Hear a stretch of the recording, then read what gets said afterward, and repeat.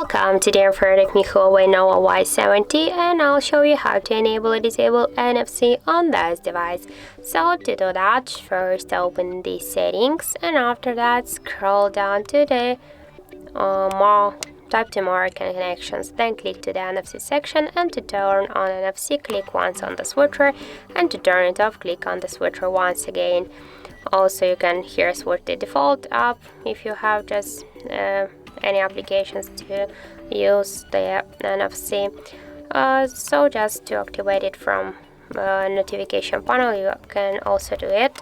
Just first open notification panel, and if you have no here any just the NFC icon like in my case, just click here to the edit icon, tap to edit switchers, and then you will see here NFC icon. Hold it and drag it here and tap here to done.